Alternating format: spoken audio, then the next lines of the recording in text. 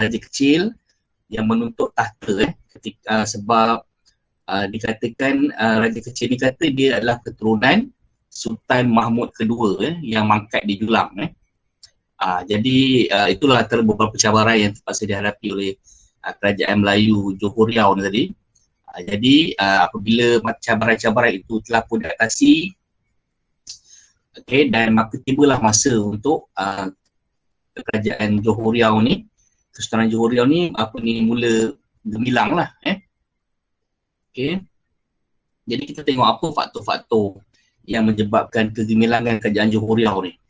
Kalau kita nak tengok sekarang ni, kerajaan Johor Riau ni, kerajaan Johor sekarang ni adalah warisan daripada kerajaan Johor Riau yang asal. Asal ni Johor Riau ni dia besar. Kalau kita tengok peta ni peta lama lah, dia tak ikut. Ini zaman abad ke-16 je peta. Ini dia punya gambaran, dia tak ada nak tengok daripada satelit, tak ada dulu jadi ini gambaran ni. Kalau kita tengok Empire Johor Riau ni dia punya ni kawasan dia lah lebih kurang. Nampak tu kawasan dia. Jadi maknanya kawasan pengaruh dia adalah luas. Kalau sekarang ni kerajaan Johor cuma bahagian dia saja. Nanti tingkatan 3 kamu akan belajar kenapa jadi kecil. Asalnya kerajaan empire yang besar, lepas tu dia jadi kecil. Nanti kita belajar tingkatan 3 nanti. Sekarang kita belajar kegemilangan dulu. Pertama kita tengok kerajaan Melayu Johor Riau ni adalah pusat perdagangan. Dia sebab dia mewarisi kemahiran ni daripada Kesultanan Melaka. Sebab ni kerajaan Johor Riau ni sebenarnya juga adalah warisan daripada kerajaan Kesultanan Melaka. Jadi apabila dia berpindah ke Batu Sawah, di pelabuhan Batu Sawah, maka dia pun mewujudkan pusat perdagangan yang baru di Johor lah. Kalau kita tengok peta ni, kenapa dia menjadi pusat perdagangan yang boleh dikatakan maju lah pada ketika itu, sebab pertama sekali ialah kerana kedudukan dia yang strategik. Tengok peta dia balik, sama macam Melaka. Kedudukan Johor Riau ni sama macam Melaka, iaitu dia berada di Selat Melaka, dan juga dia berada di antara India dan juga China. Orang daripada Arab, daripada Eropah pun datang ke sini. Jadi dia berada di tengah-tengah. Jadi kedudukannya yang strategik. Dan kedua, kerana tumpuan para pedagang. Sebab kedudukan dia yang strategik tadi, ada pedagang daripada China, daripada Gujarat, daripada India, daripada Arab Saudi, termasuk pedagang-pedagang Eropah, orang-orang Portugis dan orang Belanda, dan juga orang British banyak tertumpu kepada kawasan ni lah. Kawasan kedudukan Johor Riau, pelabuhan dia. Dan ketiga, kerana pusat pengumpulan dan pengedaran barang dagangan.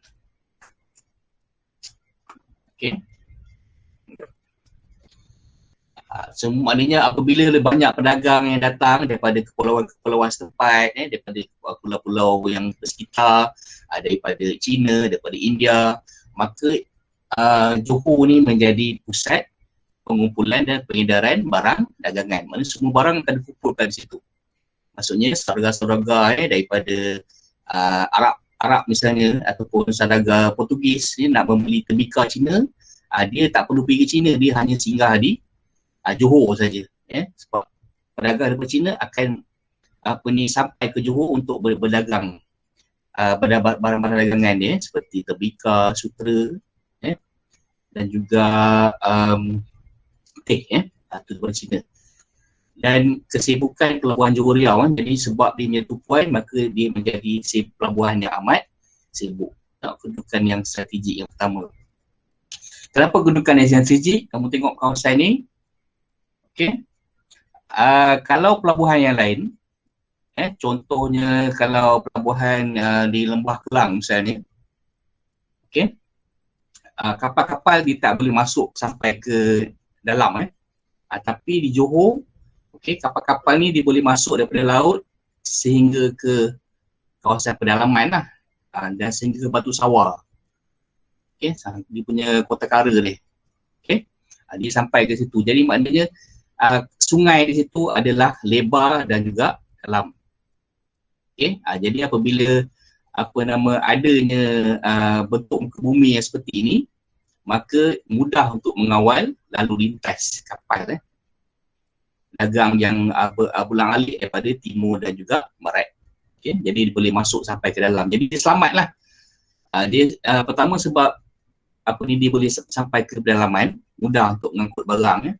Dan yang kedua adalah dari segi pertahanan juga lebih selamat sebab kapal-kapal yang nak masuk ke dalam laut ni, laluan sungai ni dia susah nak masuk sebab dia laluannya agak sempit untuk kapal-kapal yang banyak untuk berperang lah, susah. Okey. Seterusnya, tumpuan para pedagang. Pelabuhan Johor Riau ni dia banyak didatangi pelabuhan oleh pedagang daripada Gujarat di India, China, Belanda dan termasuk orang-orang Inggeris. Dan orang-orang Jawa juga berminat datang ke Johor kerana mereka tidak suka berdagang dengan orang Portugis. Dia tak suka berdagang dengan orang Portugis, dia Melaka.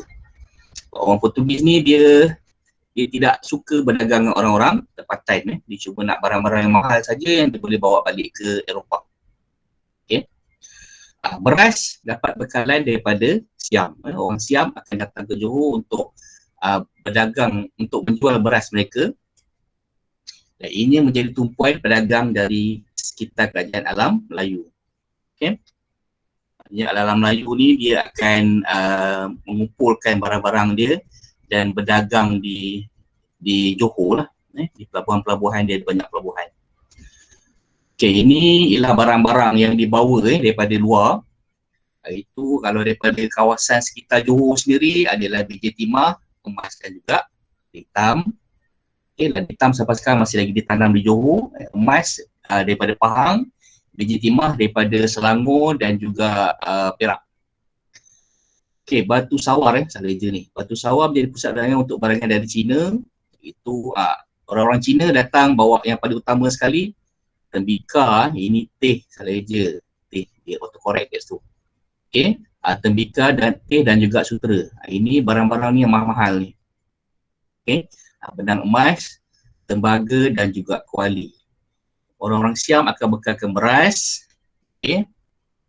Orang-orang tempatan orang Johor sendiri akan berniaga barang-barang harian seperti yang boleh kita beli di pasar, di kelapa kering, kayu gaharu ni untuk buat minyak wangi. Minyak wangi. Ini kayu gaharu. Damar untuk lilin, sagu untuk makan, buah pinang untuk dimakan, ikan masin, lilin dan juga garam. Kalau pedagang pada Gujarat, ini India, Gujarat ni di India, dia bawa bersama dia kain, wangian dan juga emas. Jadi kesemua barang-barang ini akan dikumpulkan di Johor. Di pelabuhan Johor Riau lah. Jadi itu menyebabkan dia menjadi tumpuan seluruh pedagang di sekitar dan juga daripada kawasan-kawasan lain lah. Jadi kalau di pelabuhan Johor Riau ni satu hari boleh ada sehingga 500 hingga 600 buah kapal yang sering berlabuh di pelabuhan di Riau. Banyak kapal 500 ni banyak. Kita bayangkan daripada segi cukai, cukai yang boleh kerajaan kutip. Termasuk kapal daripada Siam, Portugis, Inggeris dan pulau-pulau lain di alam Melayu. Sekarang ni ada soalan? Tak ada. Teruskan. Pengurusan pelabuhan. Dia kalau kita tengok di Melaka tu sama je, lebih kurang sama saja sistem pelabuhan dia, di mana pertahanannya dia akan berikan oleh orang laut. Orang laut ni memang setia dengan Kesultanan Melaka sehingga ke Johor. Jadi orang laut ni sentiasa bersama dengan orang Kesultanan Melayu di Melaka dan juga di Johor. Dan juga di pelabuhan ada Syah Bandar yang mengurus pelabuhan, yang mengutip cukai, yang menentukan timbangan dan sebagainya. Ada kemudahan-kemudahan lain seperti membaiki kapal, membekal pembekalan makanan, air dan sebagainya, untuk berehat. Jadi semua ini dibekalkan di pelabuhan-pelabuhan di Johor Riau, menyebabkan ianya menjadi pilihan orang-orang yang nak berdagang lah. Samping itu ada kemudahan-kemudahan lain di pelabuhan, iaitu gudang bawah tanah. Gudang bawah tanah ni untuk mengelakkan kebakaran. Pegawai terlatih untuk mengenali urusan perniagaan. Ini ialah golongan Syah Bandar lah. Syah Bandar ni kerjanya mengurus pelabuhan dan memungut cukai. Membekalkan barang bukan pedagang. Pedagang ni dia datang ke Tanah Melayu, ada yang paling utama sekali adalah kerana dia mahukan rempah ratus. Buah pala, cengkeh. Itu semua tu yang kenapa, sebab sebenar mereka nak datang ke Tanah Melayu. Jadi dibekalkan. Dari segi urusan jual beli, perdagangan dijalankan dengan dua cara, sama ada tukar barang ataupun menggunakan mata wang.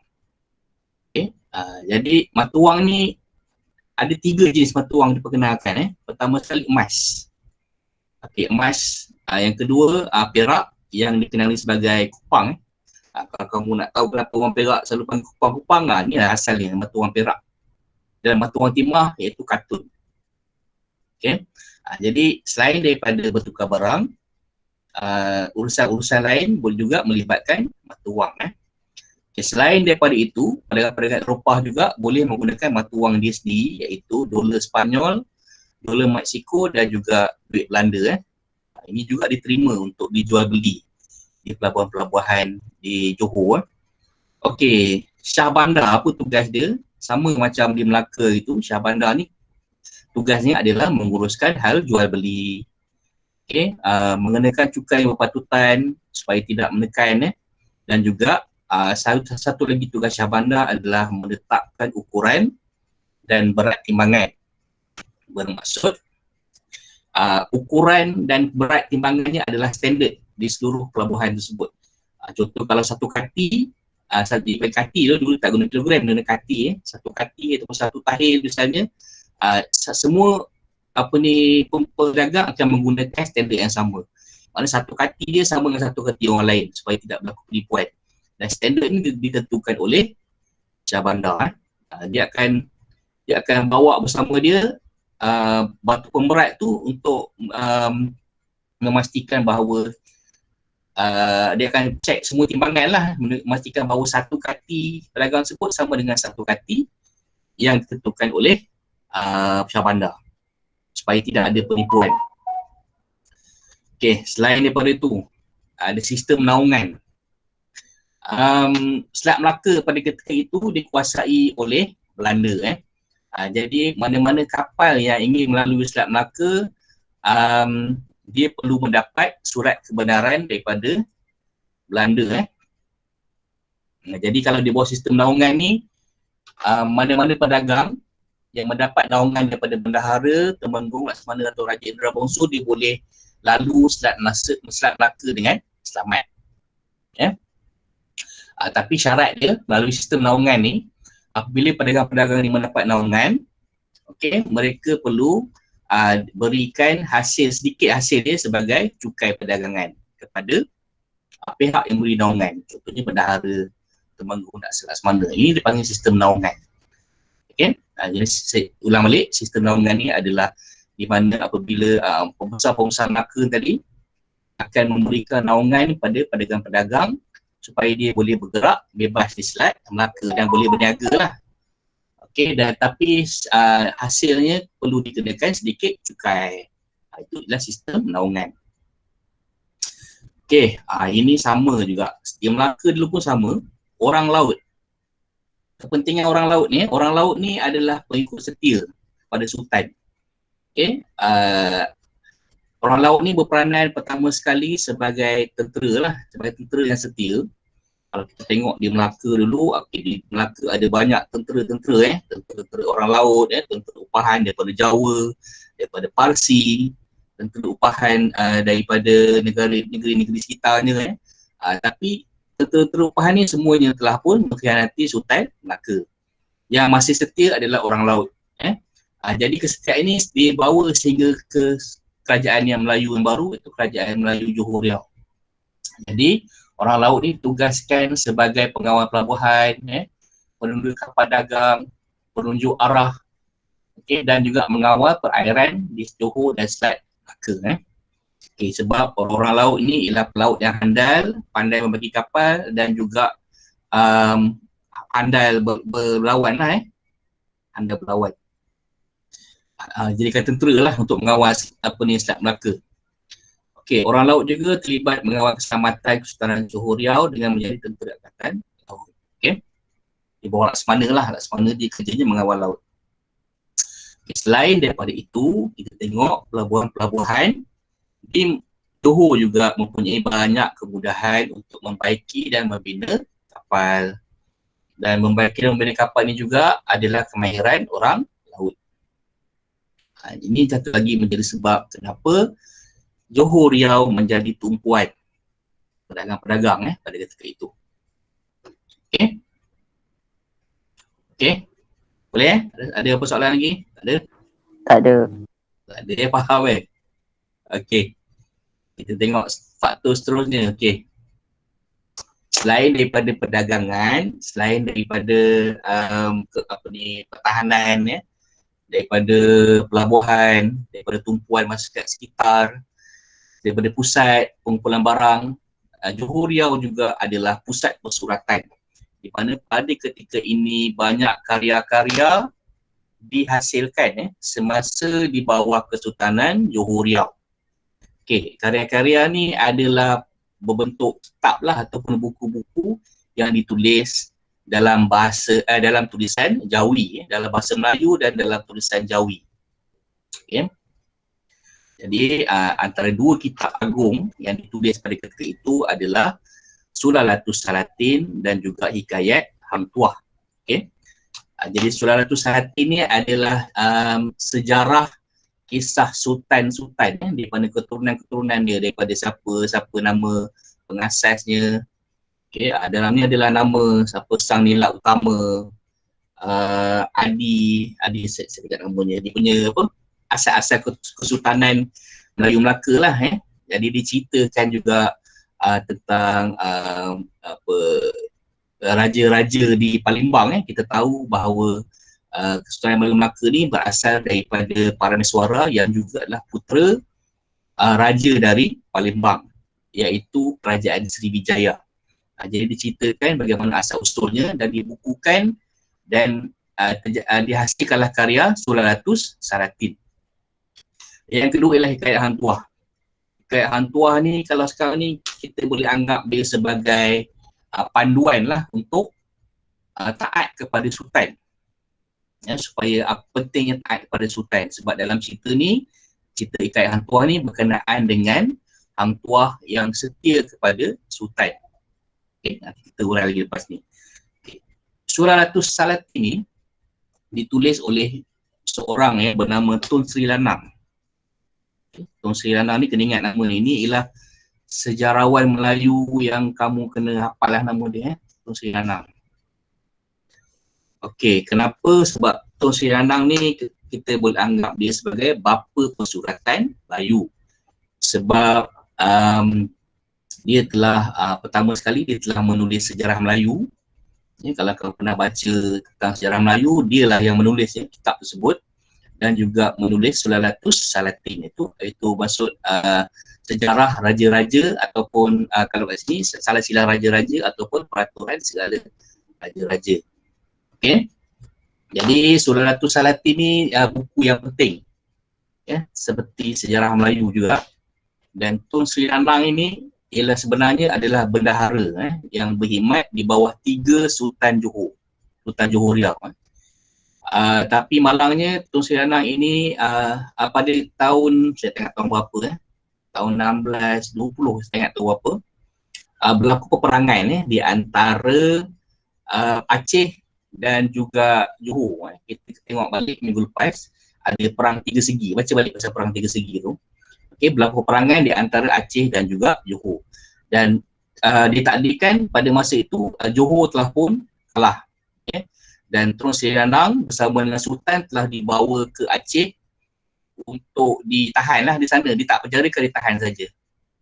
Jadi setelah beberapa lama dibebaskanlah Sultan dengan Tun Sri Lanang ni untuk kembali ke Johor. Tetapi Tun Sri Lanang dia tidak mahu balik ke Johor, dia mahu kekal di Aceh.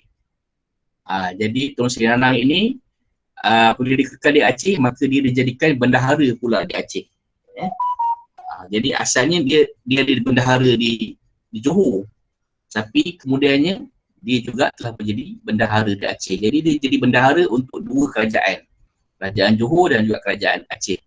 Okay. Kenapa begitu hebat Tun Sri Lanang ni sampai musuh pun menjadikan dia bendahara? Sebab kerana dia punya intelek dia lah, sebab kerana kebijakan dia dan juga kemampuan dia untuk menulis buku, menulis catatan dan sebagainya. Jadi dia jadikan bendahara untuk dua kerajaan, Aceh dan juga Johor. Jadi nama ni kena ingat, Tun Sri Lanang. Buku yang ditulis adalah Sulalatus Salatin. Okey, yang kedua, buku yang penting yang kedua ialah Hikayat Hang Tuah. Tak tahu siapa yang tulis buku Hikayat Hang Tuah ni, tapi ianya dikarang dari Johor selepas kekalahan Portugis di Melaka pada tahun 1641. Maknanya setelah Portugis di Melaka jatuh, buku ini mula ditulis. Cerita ni lah berkenaan dengan epik kepahlawanan yang merantas sepanjang zaman kegemelangan Sultan Melayu Melaka. Pasal Hang Tuah lah ini Hang Tuah dan Hang Jebat lah. Kau pernah dengar cerita ni kan? Pernah dengar cerita ni Hang Tuah dan Hang Jebat? Tahu cerita dia? Pernah kan? Tahu. Di cerita ni sebenarnya kalau sekarang ni kita boleh anggap macam propaganda lah. Propaganda ni maksudnya dia nak membasuh fikiran rakyat supaya setia kepada Sultan. Jadi secara ringkasnya cerita ni berkenaan dengan Hang Tuah yang dihukum bunuh tetapi tidak dibunuh oleh bendahara. Okey. Jadi apabila berlaku kekacauan oleh salah seorang daripada saudara Hang Tuah ni, iaitu Hang Jebat, maka bendahara telah membawa kembali Hang Tuah ini bertemu dengan Sultan, dan Sultan pun mengampunkan Hang Tuah, dan Hang Tuah pun membunuh Hang Jebat ni. Secara ringkas itulah, walaupun Hang Jebat ni memberontak disebabkan oleh kerana tidak setuju, tidak marah kepada Sultan kerana telah menghukum Hang Tuah. Cerita ni kau boleh cari sendiri lah kalau kamu tak pernah dengar. Rasanya kamu dah pernah dengar kan. Selain daripada itu diceritakan juga tentang kehebatan Hang Tuah ni, tentang kehebatan Hang Tuah ni pergi ke China, macam mana caranya dia nak melihat muka Maharaja China kalau dia sampai, apabila Hang Tuah sampai ke China, dia nak dia punya adat istiadatnya adalah tak ada orang pun boleh tengok muka Maharaja China. Semua kena tunduk. Jadi Hang Tuah ni dia kata nak tengok juga muka Maharaja China ni. Jadi apa yang dia buat ialah dia minta kangkung daripada orang Cina lah. Jadi apabila orang Cina ni bagi dia kangkung, bila dia nak makan kangkung tu dia mendongak, dia masukkan ke dalam mulut kangkung tu. Jadi dia dapat tengok muka Maharaja Cina. Itulah cerita kehebatan dia. Bukan menipu helah dia nak tengok muka Maharaja Cina. Jadi apa yang dia dapat tengok adalah Maharaja Cina ni bukanlah Tuhan pun, cuma manusia saja. Itu dia punya kesimpulan dia. Ada juga cerita tentang Hang Tuah ni pergi ke Jawa, di mana dia telah membunuh beradu tenaga dengan Tamingsari dan telah membunuh pahlawan Jawa tersebut, Majapahit. Pahlawan Majapahit tersebut telah pun dibunuh oleh Hang Tuah, dan Raja Majapahit telah pun menganugerahkan keris Tamingsari tersebut kepada Hang Tuah. Itulah dia punya punca macam mana Hang Tuah boleh mendapat keris Tamingsari. Ada juga diceritakan bahawa Hang Tuah ni pergi ke India dan telah duduk sebelah dengan pahlawan India, dan dia nak uji kekuatan pahlawan India tersebut. Dia telah pun tindih peha pahlawan tersebut sampai dia tak boleh nak bangun. Itu cerita dia. Banyak cerita lain. Buku ni tebal banyak cerita ni. Kalau kamu rajin, kamu carilah buku ni. Tebal, dia macam-macam cerita. Bukan cerita pasal Hang Tuah saja, macam-macam cerita dalamnya. Tapi secara keseluruhannya, kandungannya ialah tentang pentingnya taat dan setia kepada Sultan. Tuan dia model model ketaatan dan kesetiaan rakyat kepada sultan. Jadi semua orang kena ikut hang tuah, taat kepada sultan. Okey, kita ulas tentang Tun Sri Lanang. Tun Sri Lanang ni nama sebenarnya adalah Tun Muhammad bin Ahmad Paduka Raja. Okey, dan dia pernah menjadi bendahara Johor semasa pemerintahan Sultan Alauddin di Ayat Shah. Okey, dan dia juga menyusun dan menulis Sulalatus Salatin atas titah Raja Abdullah adinda pada Sultan Alauddin Ayat Shah. Jadi dia dikompil lah dikompil semua tu, semua apa peraturan-peraturan istana, sejarah-sejarah raja semua dikumpulkan, okey, dan dibukukan menjadi Sulalatus Salatin. Dan pada akhir hayat dia juga pernah dilantik sebagai penasihat Sultan Iskandar Muda Aceh dan menjadi Raja Ulu Balang di Samalanga. Ini sebab dia tak nak balik tadi apabila dia ditahan di Aceh, dan apabila Sultan Aceh membebaskan balik pada dia tak nak balik. Dia mahu kekal di Aceh dan menjadi penasihat pada Sultan Iskandar Muda. Okey. Selain daripada itu, ada banyak lagi karya lain. Kita cuba sebut dua saja. Ada banyak lagi karya lain seperti Tajul Salatin, atau Mahkota Raja-Raja, Tufat Al-Nafis, Salasilah Melayu, dan Bugis, Gurindam 12, Hikayat Anak Panah Sedasar, dan juga Syair Uku Putri. Ada banyak lagi karangan-karangan lain, termasuk syair, pantun, dan semuanya ditulis dalam tulisan Jawi. Dan persuratan ini, penulisan ini adalah banyak berkembang semasa Kesultanan Johor Riau. Okey, itu kesimpulannya. Okey, apa yang kita patut belajar ini, kita perlu memahami kegigihan dan kesungguhan kepimpinan Kesultanan Johor Riau mempertahankan kedaulatan kerajaan. Okay, kita dah belajar bahawa Sultan Johor Riau ni telah pun berpindah pusat pemerintahan sehingga 3 kali sehinggalah dapat satu tempat yang sesuai yang boleh dibina kota kara, iaitu di Batu Sawar. Daripada situlah berkembangnya tamadun, berkembangnya Kesultanan Johor Riau. Okey, kegemilangan tentang kerajaan Melayu mendidik kita supaya berbangga dengan sejarah, tradisi dan budaya bangsa. Jadi kita kena berbangga dengan warisan yang kita ada. Okey, tak kisahlah kaum keturunan apa pun, Jawa ke Banjar ke, semuanya adalah daripada datuk nenek kita, daripada Kepulauan Melayu. Okey. Semangat kegitaan yang ditunjukkan oleh masyarakat dahulu mengajar kita tentang kepentingan bersatu padu. Kita tengok apa jadi di Melaka. Sekarang tidak bersatu padu kerana ada pengkhianatan, kerana tidak setia pada sultan, maka dengan mudah Portugis dapat menjajah Melaka. Okey, bersefahaman dan bermuafakat. Kena ada sentiasa bermusyawarah, kena sentiasa berpakat. Dia tidak boleh buat kerja seorang-seorang, kerja dalam pasukan dalam pertahankan kedaulatan negara. Jadi ini adalah tanggungjawab bersama supaya kekal lah. Okay, jadi kita tengok kerajaan Johor Riau ni telah wujud daripada tahun 1520 lupa saya ingat, sehingga ke sekarang masih lagi wujud. Sultan saja sudah berubah, tetapi kerajaan Johor masih lagi wujud. Cuma bezanya dia telah terbagi dua. Itu kamu akan belajar dalam tingkatan 3 nanti. Okey, saya rasa habis dulu topik ni. Ada apa nak tanya tak tentang penulisan persuratan ke? Ada apa soalan tak? Ada? Semua buku tu dah bahasa Jawi kan? Ya, semua buku ni bukan bahasa Jawi, tulisan Jawi, bahasa Melayu. Bahasa Melayu tapi ditulis dalam tulisan Jawi. Tapi sekarang ni buku ni ada dalam Rumi lah, boleh beli buku di kat kedai sebenarnya, ada jual. Oh, dah ditafsirkan ke Rumi lah? Ada dalam tulisan Rumi, boleh beli kat kedai. Kat Antuan ni saya ada bukunya, tebal bukunya macam kitab. Macam kalau tengok macam kitab tebal, macam buku hadis tu, tebal bukunya, tapi dah buat tulisan dalam Rumi lah. Dan susah nak baca sebab dia tulisan guna bahasa Melayu, Melayu klasik. Jadi kita susah nak faham sebab dia campur kata Arab sikit dalam tu. Okay, ada soalan lain? Apa lagi nak tanya? Tak ada. Okay, ada lagi yang lain? Okay, boleh? ada. Tak ada okay.